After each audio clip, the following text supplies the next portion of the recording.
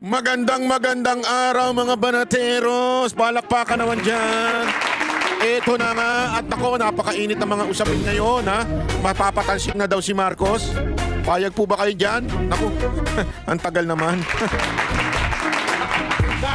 Ay nako, yan ang talagang inaantay ng taong bayan, yung mapalitan ng presidente, dahil alam naman natin ng ating presidente may pagka inutil, di ba? Yun naman totoo eh. Alam nyo mga kababayan, kahit pagbalik-balik rin pa yung sinasabi nila na hindi sangkot daw di umano sa mga korupsyon sa Pilipinas itong presidente na ito.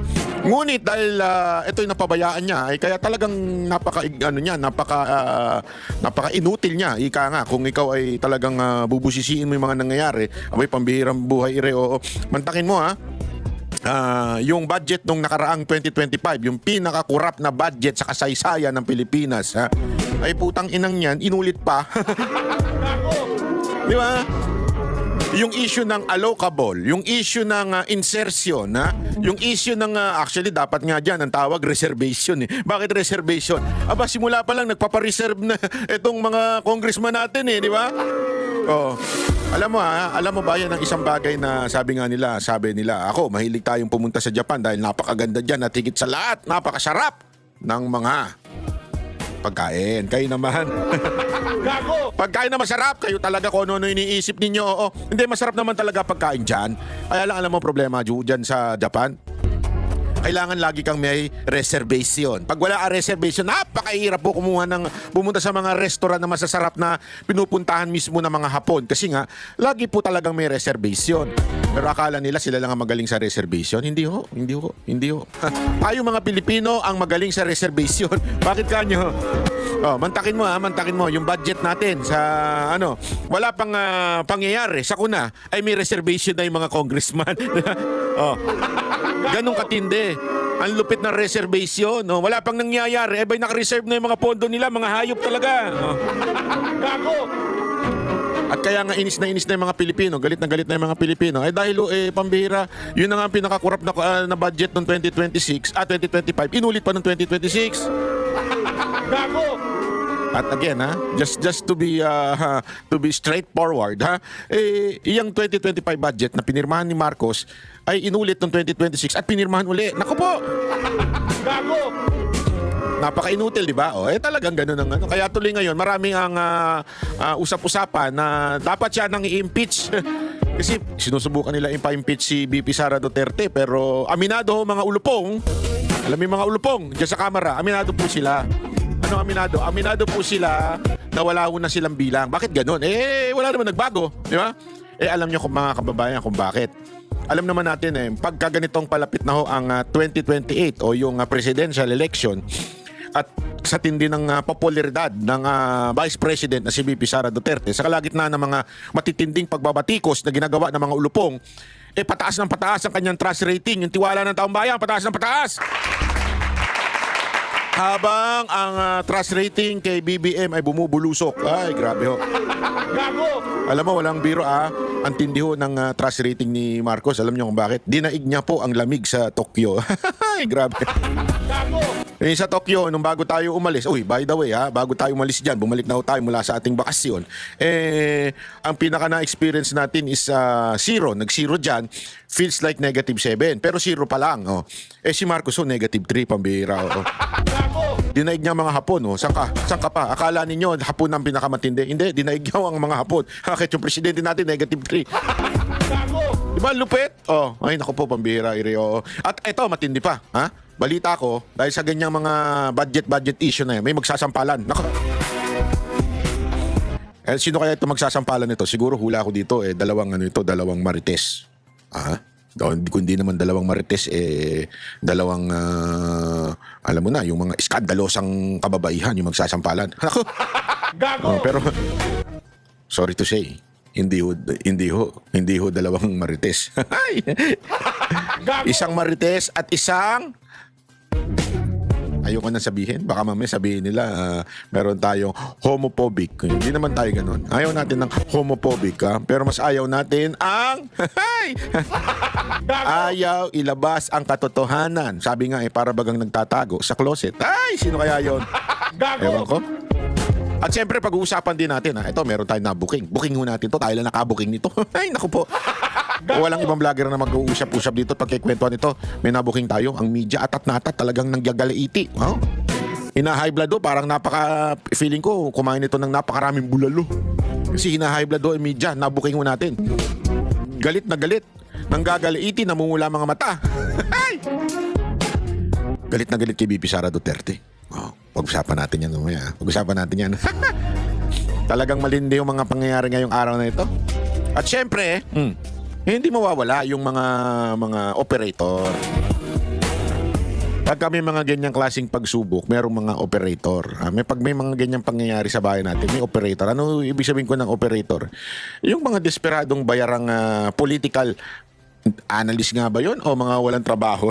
Sabi nga ni Attorney Rowena Guanzon, mga walang trabaho sa lipunan. Tapos bigla na lang tinawag na political analyst. Alam nyo matindi ito mga to kasi alam nyo sa bayan natin kung dati alam mo yon yung mga karangal-rangal pa yung mga ini-interview, mga karangal-rangal pa, maayos pa mga ini-interview, ngayon hindi na. Mga wala ng trabaho, mga wala ng racket, kaya ngayon ay bigla na lang nagkaroon ng titulo. Bigla. Oh, hindi kasi wala naman talaga dapat sila mga title. Pero ginagawa sa kanila, binibigyan sila ng mga title nung mga kakampi nila. Oh. Gago! Para bagang sabihin ko, halimbawa lang sasabihin ko, papakinggan ninyo si PhD Political Analyst Boss Dada. Yan, grabe. Gago! O di kaya naman international expert Jay Guevara. Naku po, patay tayo dyan. Gago! Bakit international expert? Kasi marami yung alam yun sa panlabas na pangyayari, mga chismisan. Kaya ang tawag sa kanya ay international expert. Mga ganyan na ginagawa nila di ba? Nagbubuhat sila ng mga sarili-sarili nila bangko. Mamaya pag-uusapan natin yan eto na nga, pag-usapan po natin itong pag-usapan po natin itong unang issue. Ano ho ba itong issue na ito? Ito yung si Marcos daw at saka si BP Sara Duterte ay posibleng makasampa ng impeachment. Oo. Pero, ngunit dapat subalit, si Franz Castro, ang tagapagligtas, ang aso ni Marcos, ay merong ibang pananaw. Gago! Ano kaya yung pananaw niya? Napakalinaw na pananaw. Na siya lang ang nakakaintindi. Na siya lang ang naniniwala. Pananaw ng isang, alam naman natin, isang attack dog ng ating presidente. Pakinggan nga natin ito. Pasok. Parehong posibleng maharap sa impeachment sina Pangulong Bongbong Marcos at Vice President Sara Duterte. Ngunit, pero giit ng Malacanang, walang Mary Grace Piatos ang Pangulo. Nako, wala daw Mary Grace Piatos ang Pangulo. Tatanggapin po ba natin yan? O hindi? Ako magsasabi sa inyo na ito ay isang fake news. Isang matinding kasinungalingan. Mamaya papatunayan ko sa inyo Kasi akala ni Franz tuloy si pangalan nito si Castro, Yusek Castro. Akala niya makakalusot siya kay Banatbay. Hindi ko siya palulusutin dito. Kasi sinasabi niya wala daw Grace Piatos itong si Bongbong Marcos.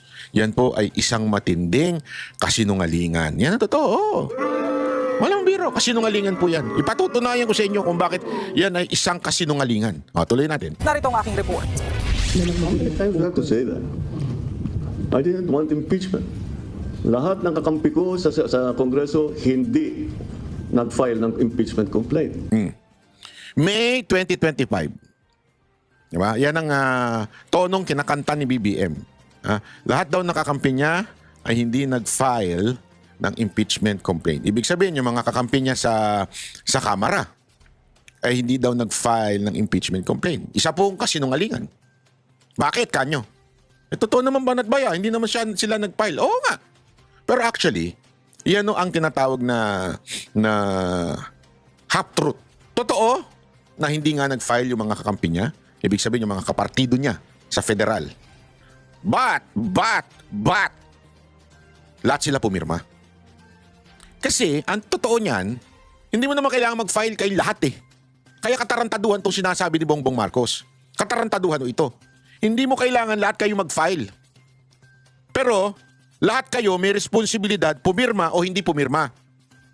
Ano bang ginawa ng kakampi mo, Marcos? Ano ba ginawa ng mga, mga balalay mo dyan?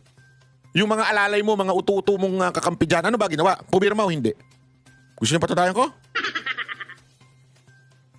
Yung number 1 kakampi niya. Wala niyo kung sino yung number 1 niyang kakampi. Nakasama rin sa federal. Wala iba kung hindi yung anak niya. Yung kanyang anak, hindi nga nag-file. Tama naman siya doon. Pero number 1 pumirma. Alam mo, napaka-importanting maunawa natin ito. Doon sa pirmahan. Kasi lahat yan, tandaan ninyo, politiko yung mga yan mga congressman natin. So tinatansya nila. Tinatansya nila kung pipirma ba sila o hindi. Whether it will help their career, their political career. Kung matutulungan ba o hindi pag sa pagpirma nilang yan. Lalakas ba sila sa taong bayan o hindi.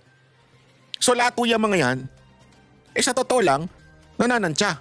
Andali, pipirma ba ako dyan o hindi?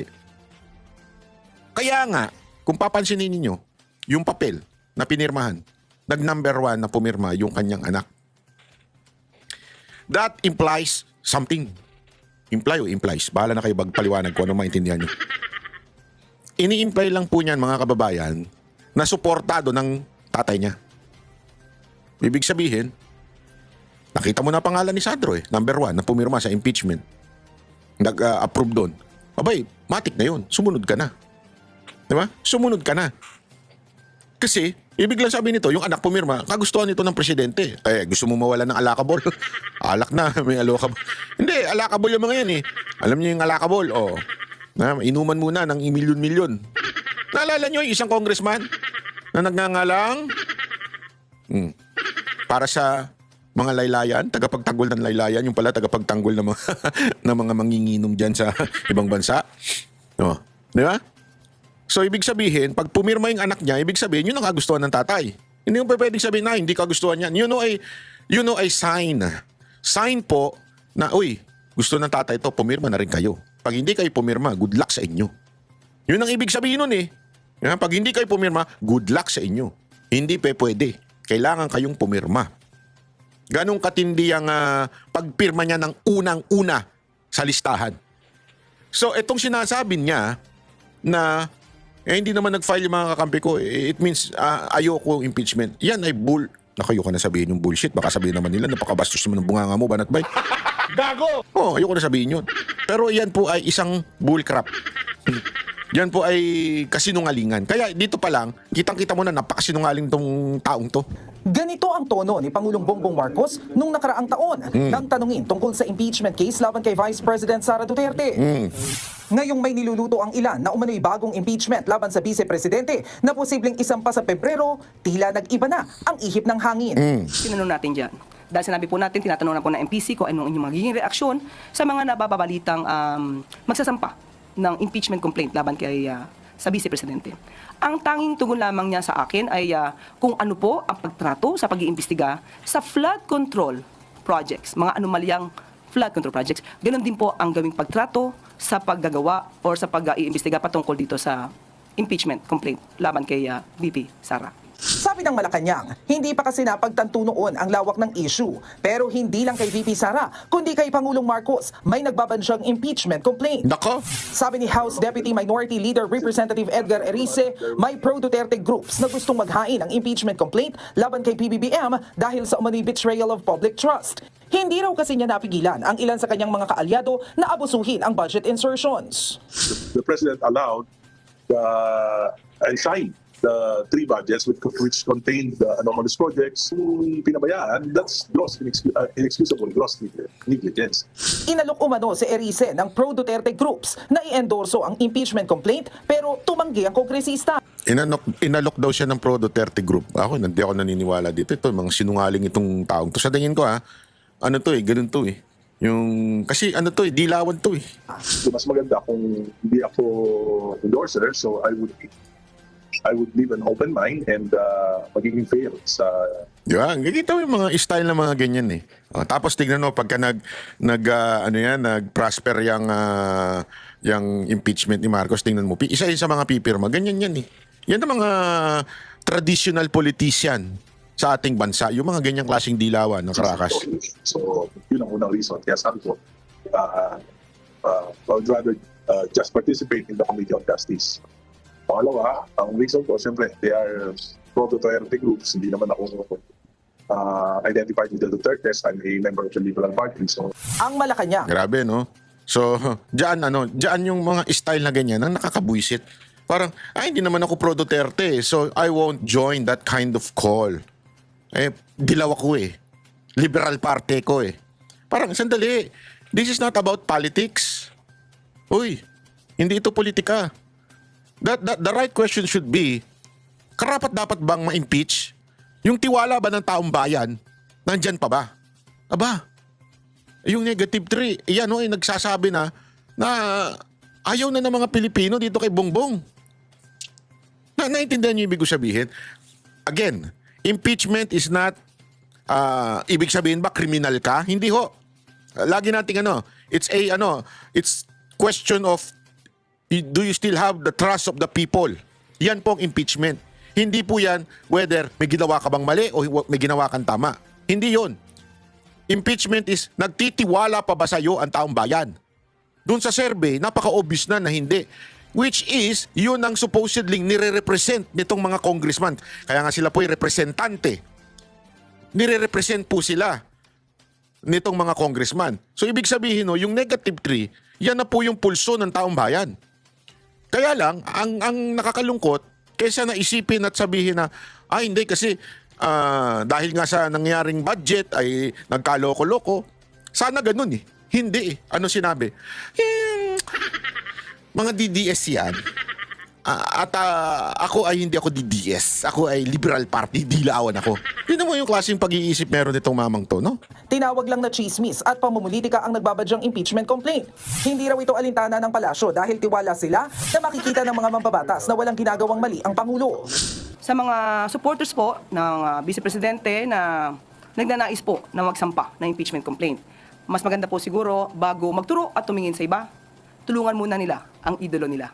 Unang-una dahil ang usapin dito, Ako kasi, ito isang malaking propaganda. I don't think the Duterte quote-unquote supporter congressmen will do that. Number one, alam naman nila na hanggang ngayon, hawak pa rin po ng administrasyon ang mga congressman.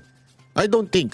Second, with the likes of BP Sara Duterte and the Duterte per se, o si Pulong Duterte, hindi sila ganyan na ipapapush nila, impeach nyo na.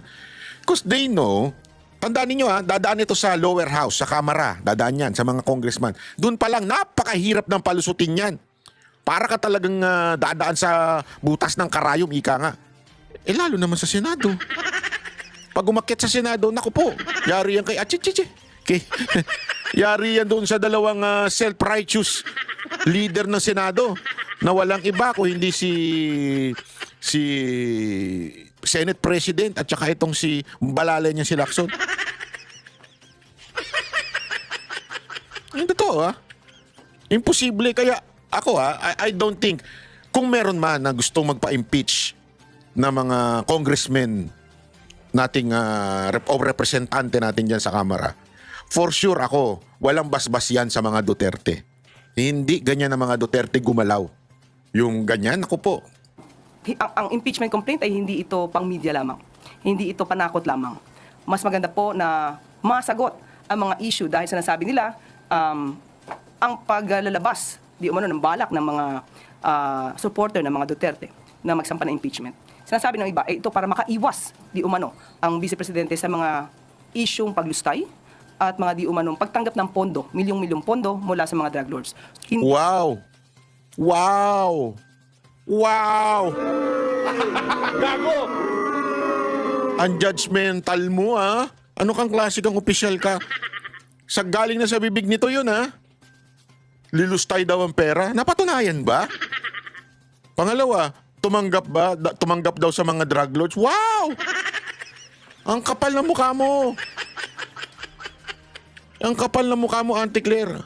Maganda siguro, aminin nyo muna kung meron ba talagang vault dyan at ano nilalagay na pera dyan sa vault. Kanino nyo pinamimigay na vlogger yan. Talagang nanggagaling daw sa drug lord. Bakit ipapapatay ng mga Duterte yun? Hindi, isipin nyo to Sa dami-dami daw nanggagaling daw yung pera sa mga drug lord. Bakit ipapapatay ni Duterte kung nanggagaling pala doon ng pera? Ang labo niyong kausap. Hindi po siya nagnakaw ng pera. Pangalawa, siya Hindi nagnakaw, saan niyo nadala? po ang nagpapaimbestiga sa mga maaanumalyang flood control projects at Paimbestiga. maaaring naging sanhi. Pautot nyo lang yun. Pautot nyo lang. Pinaimbestiga, nag-create ng ICI. Binigyan nyo ba ng kapangyarihan? Hindi. Binigyan nyo ba ng pondo? Hindi. Ginawa lang ninyong display yung ICI.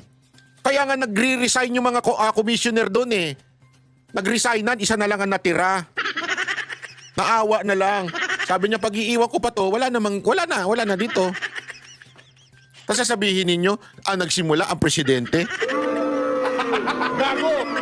Gusto nyo palang matanggal ang korupsyon, bakit pinirmahan niya yung pinaka-corrupt na budget sa kasaysayan ng Pilipinas? 2026, inulit pa, pinirmahan nyo naman niya. Gago! Akala ko ba corruption? Anti-corruption ng yung amo mo. Ba't niya pinababayaan yung pinipirmahan yung budget? Gago! Punong-puno ng alokasyon pa rin yung budget na 2026. Bakit hindi niya tinanggal? Ang alam mo kung ano yung mga tinanggal niya? Yung mga budget na importante. Ang hindi niya tinanggal, budget ng DPWH.